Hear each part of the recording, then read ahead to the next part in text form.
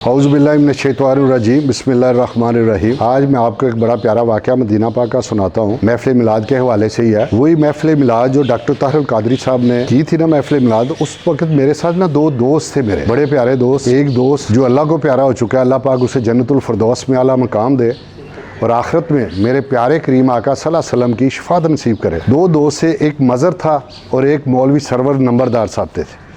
जब महफ़िल मिलाद का मामला थे ना, तो मैंने उनको कहा कि यार मदीना पाक की महफ़िल मिलाद है तो मेरे साथ चले। तो वो कहने लगे नहीं मियाँ साहब थके हुए हैं, सोना है। मैंने कहा यार ज़िंदगी में मदीना पाक की महफ़िल मिलाद नहीं मिलती, अल्लाह पाक ने मौका दिया है महफ़िल मिलाद का, तो ऐसा करते हैं कि महफ़िल मिलाद पे चलते हैं। मैंने बड़ा असरार किया, लेकिन उन्होंने कहा कि नहीं हम थके हुए हैं, हम सोना चाहते हैं। वो चले गए, सो गए जाके।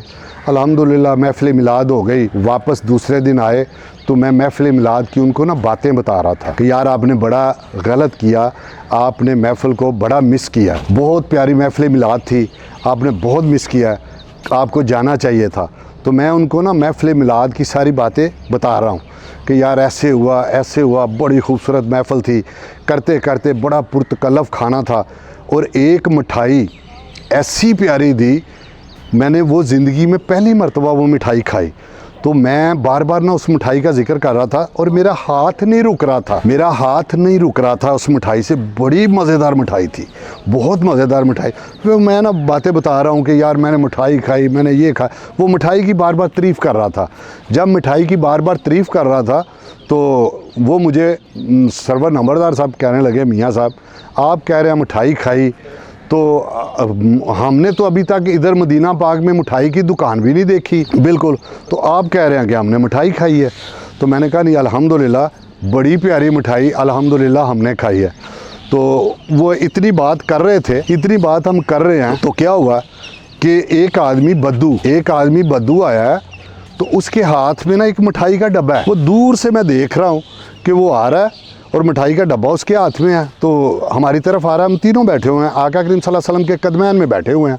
तो वो हमारी तरफ आ रहा है, वो आया हमारे पास खड़ा हो गया और हमारे पास खड़ा हुआ है। तो आके ना तो वो मिठाई का डब्बा उसने पूरा डब्बा मुझे दे दिया। तो मैंने कहा ये कहता होगा कि इसमें से जो आपने लेना है वो ले लें, तो बकाया मुझे पकड़ा दे। लेकिन वो मिठाई का डब्बा मुझे दे के तो चला जाता है। अब हमने जब मिठाई का डब्बा वो खोला है तो उसमें बहुत बड़े बड़े गुलाब जामुन थे। अल्लाह मेरा जानता है वो मैंने इतने बड़े गुलाब जामुन ज़िंदगी में देखे भी नहीं थे, वो मिठाई भी मैंने कभी देखी ही नहीं थी। तो जब उनको मैंने कहा लो भाई आप अभी कह रहे थे कि मदीना पाक में हमने मिठाई देखी नहीं है, आपके दिल में ख्याल आया, मेरे रब करीम ने उसी वक़्त मिठाई हमारे लिए भेज दी और पूरा डब्बा भेज दिया।